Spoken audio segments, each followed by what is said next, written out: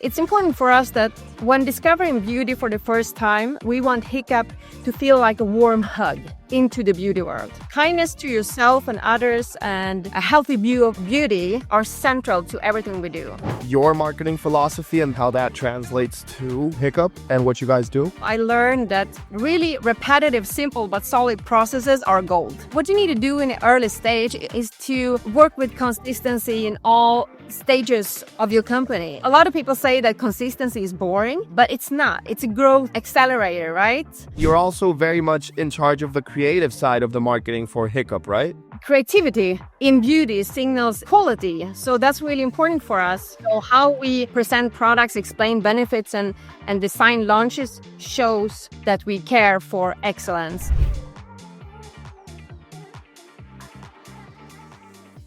Hey everybody, thank you for listening. My name is Andres Figueira, and I'm going to be your host for the day.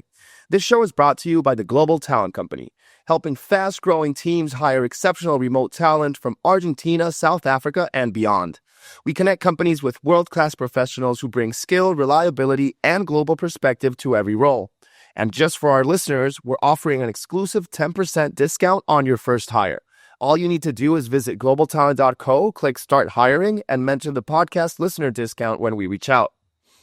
And today, with me here, I am speaking with Lin Sällström, Head of Sales and Marketing at Hickap, a company with a mission to enable a stress-free beauty routine by creating products that people can use with a clean conscience, 100% vegan and cruelty-free. So, Lin, how's it going? It's a pleasure to have you here on the episode today. Pleasure to be here. Thank you, Andres. Oh, it is so nice. I must say that this is the first makeup brand that I'm speaking to. So I'm really excited about hearing how you guys have really been able to live up to the 100% vegan and cruelty-free mentions that you have in your descriptions of the company. Wow, that's interesting. Is this really the first makeup or first beauty brand that you're on your show? Yes, I have not spoken with that many beauty brands, so it really is very nice to learn all about this industry from your side, Lin. And with that said, would you be able to provide further context to the audience and give us a bit more about your background and what Hickap is in your own words? Yeah, sure. As you said, well, thank you so much. I'm so grateful to be here. My name is Lin, and I have a quite non-linear background actually, but that's actually one of the biggest strengths in what I do today. So I started out as a financial analyst at a global company, Mondelez, which I think most people are aware of. So that was a great school, but in understanding margins and business and performance, but after pretty short while, I realized that living in spreadsheets wasn't really where my energy was. So I moved on to management consulting at Business Sweden, the Swedish Trade and Invest Council, helping Swedish companies growing to global sales. So I spent several years in the Netherlands trying to work with export strategies and international expansion and how to position brands on new markets. That was a lot of fun. And I learned a lot from there. From there, I moved into sales and marketing, getting much closer to brands and products and consumers in everyday life. And in 2018, I began my journey in beauty. So that's not too long time ago, actually. Okay. And today, I'm the head of sales and marketing for a 10-year-old anniversary next year. A 9-year-old Scandinavian beauty brand called Hickap. Oh my goodness, 10 years old. That's a bunch. Congratulations on that milestone, because that is really nice.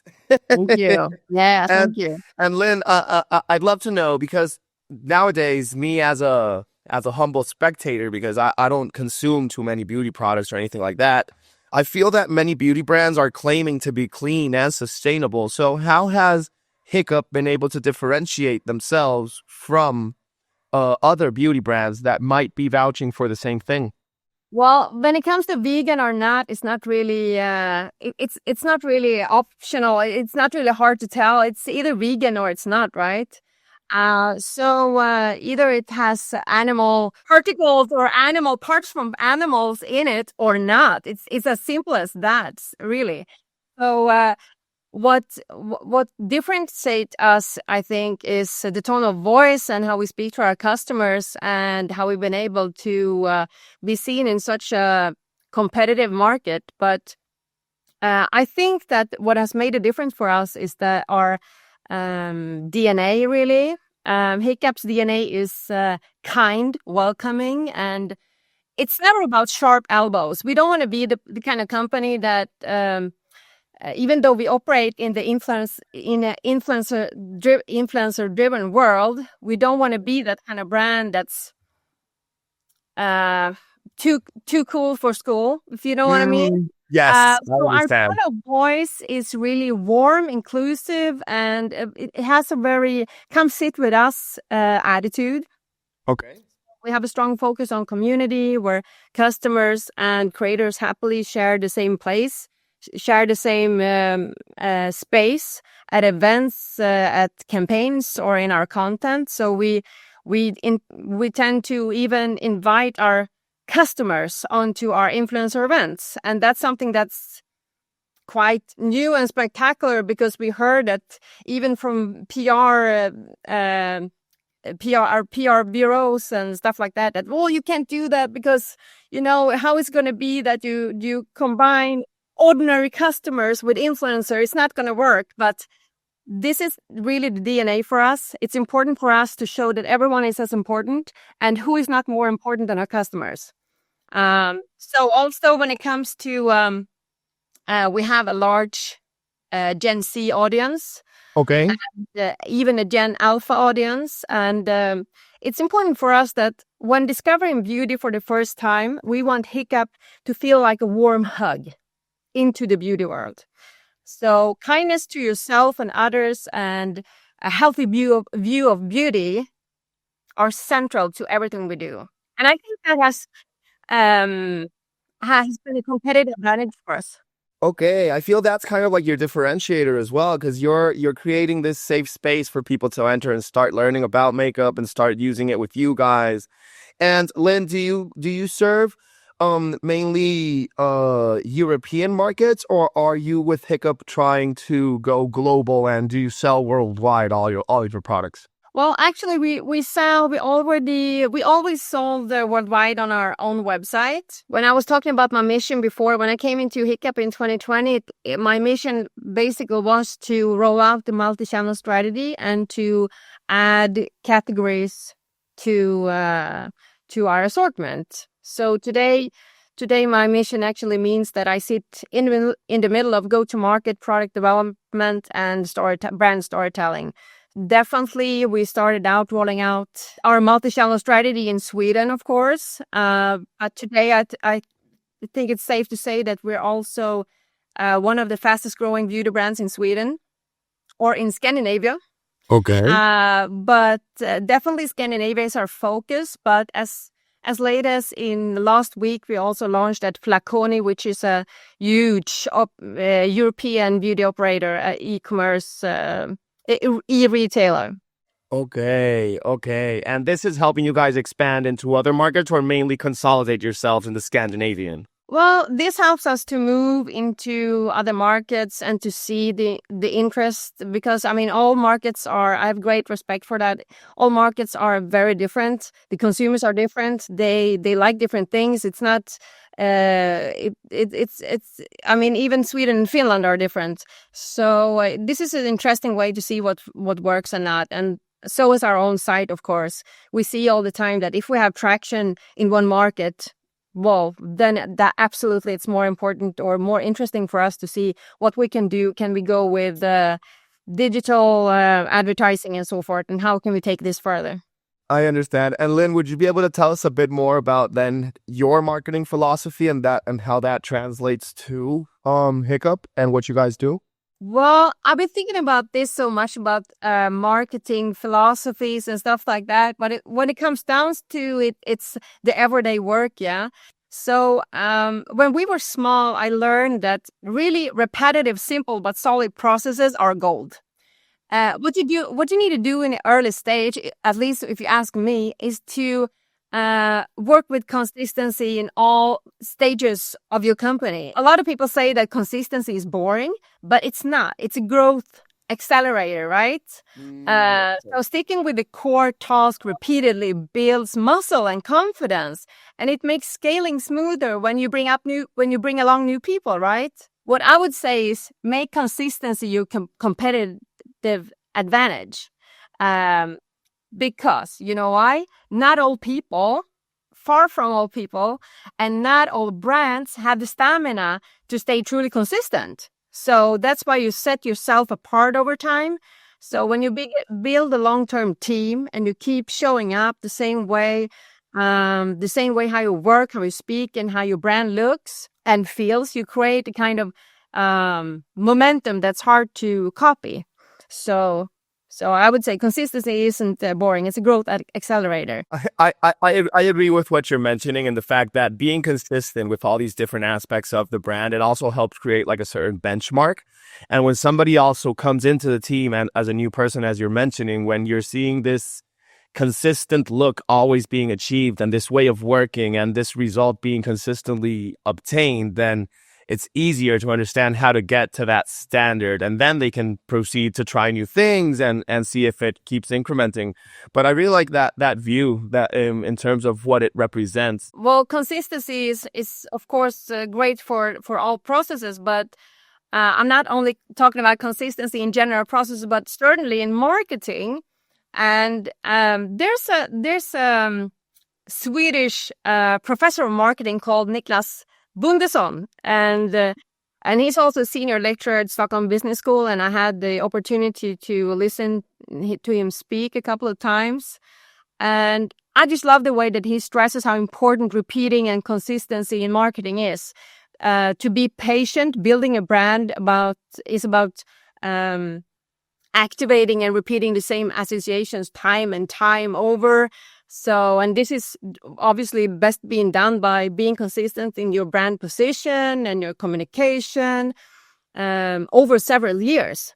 Okay. The effect will grow over time as the audience learns to recognize your brand. So I think I definitely agree on what he said, because he told me, if you're getting tired of yourself, if you're getting tired of how you sound, if you're getting tired of your pictures, quit your job, because go to another brand or start another brand, but don't change anything. And I think it's well said. And Lin, when you were mentioning right now, when you were talking about consistency as well, you said like you had several times that you mentioned your team and if new people entered. Would you be able to provide a bit more insight in regards to how many people you have helping you out on the marketing side at Hickap and how your team is divided? Yeah, today we're in total 9 people. Wow, but okay, I really thought you guys were bigger. It's 9 people total in the whole company. Wow, It really is a small and lean team. It's a lean team. Yeah, it truly is. And for Hickap to have been around for what will soon be 10 years, just 9 people heading that, I think that's amazing. And Lin, do you guys work in a remote first environment, or do you all hang out in the office and work together in a physical space? Oh yeah, we have a physical space. We have a great office in Stockholm, and actually most people prefer to be here. So I would say a lot of companies today are only in the office 2 to 3 hours, but I would say most people are here at least 3 to 4 days a week. And that also leads me to another topic in mind that I had, and is, if you have such a lean team, are you guys leveraging AI to help you out with the company processes and to optimize any things you may need to do? Well, actually, when it comes to some parts of the marketing, well, we of course use AI in some parts of the imaging, illustration, and stuff like that, but not too much really. I think it will get better. We're waiting for that, but we want everything to be authentic. Being authentic for us is also very important, and I think you can see today that brands are using AI maybe to a too great extent when it comes to what's shown out for the public, or what's what's vision to consumers in Instagram or TikTok and so forth. And I think it will come better. I think there will be better times to use it. No, because like I've talked to many companies, and I know AI is really a thing right now. But seeing the nature of the industry, I also understand that it might not be that needed. Yeah, you would think, but yeah, I mean, I myself, I work a lot with tonality and our naming of the products and text and stuff like that. But to be honest, like, have you ever noticed that when you're fully aware, when you're really skilled in something in a team, and you're asking AI for a question and you get an answer and you're thinking, oh, how dumb, how can I get this answer?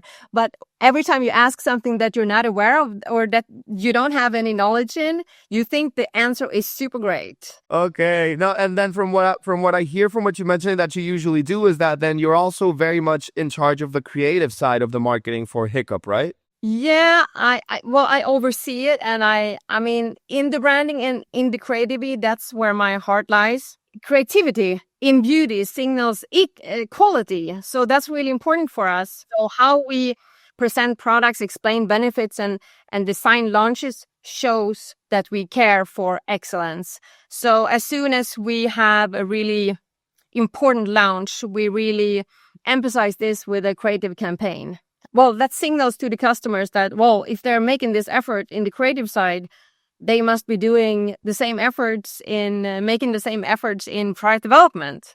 So intuitively, the customers see that, well, this is a trustworthy brand. So that's why creativity is really important for us. It's like showing them that you're doing your work. And if you have time to be creative with this, then you're probably also doing that. And that way they will be able to understand that Hickap is an all-around brand that's doing well. It is simple psychology. Yeah, I definitely, that has an impact on how you see the brand. And do you have, Lynn, any examples of a creative campaign that worked out really well for you guys? Well, actually, our advent calendar, because we do an advent calendar each year, and unfortunately, it's already sold out. But that is a flagship example, I would say. It's a content-rich launch. It's really a seasonal launch, right? But it's so much more than that for us. It has actually become the flagship for the whole entire year. And well, yeah, that it reinforces we're best in class in this category. So yeah, that's a good example. Okay, because advent calendars are very popular over there in the Scandinavian region, right? It is, and it's actually, I actually researched this a lot, and they are actually more widespread in retail and perceived as more popular in Scandinavia than in the rest of the world. I'm not sure why, but the tradition of advent calendars and advent has a strong cultural roots in Nordic countries as a natural part of the December traditions. So Okay. yeah, obviously it's very strong demand for advent calendars, and even more strong for advent calendars within beauty in Scandinavia. Like I'm literally in Google right now looking for advent calendars because I wasn't completely sure what they were, and now I understand what it Oh, is. really? It is so cool that you guys are doing that. I totally know those. Those are the ones you open each day in Christmas, and you get a new present for each one until you reach the holidays. Yeah. Okay. That is a beautiful way to stay in the consumer's mind and in your customers' houses during the holidays without them needing to actually buy stuff, but always getting a Hickap memory. I get that. That is a Right. very nice campaign. That is very tailored to the fact of the seasonality right now, because I do feel it's very Christmassy per se, or any part of the holidays of this time. Yeah, I think they're growing stronger in North America as well. I mean, there's of course part of the world where still also a thing, but it's what I understand, it's not as strong as in Scandinavia. So I mean that has been extremely important for us, and it's not just a sales driver for us. It's a marketing engine, I would say. It's our biggest annual launch. So for us, bringing in about 2.3 million euros in turnover. So it's a great launch, and it's done for now. For this year, it was actually sold out in 6 days. So that's pretty good. I love it. I love it. And Lynn, have you found yourself as head of sales and marketing in the position that Hickap is having to compete with legacy brands that have a much bigger marketing budget?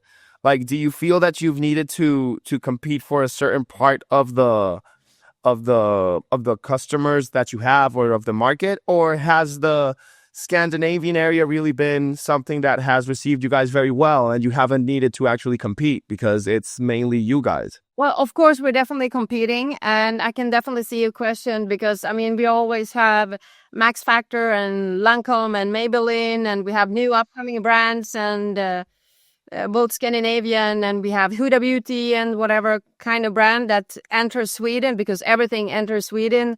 I think even Rode enters Sweden now, has entered. So of course, it's a harsh competition. But the way that we see that we can compete is through our community, because we build trust and we build actually a relationship with our customers.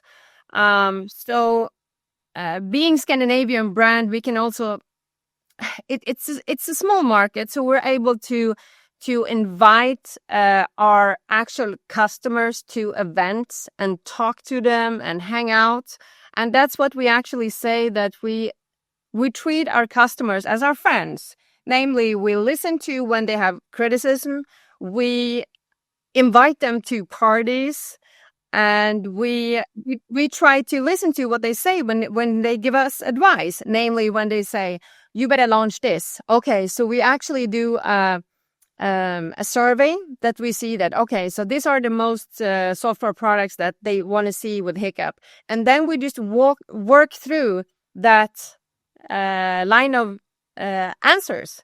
So actually now we're going by the end of the list because we're adding up to our makeup category every month. So that's really important for us to listen and to really understand our customers. And I think that's something that those bigger brands can't really do. They can't really compete with that. So that is something I feel that brands that are smaller are using to their advantage where they compete with legacy brands. And it's the fact that they have a much easier way of creating community and actually vibing one-to-one with their consumers, rather than these legacy brands that look so big that it's even an abstract concept. It's like, oh yeah, that brand, that they don't even know who to talk to.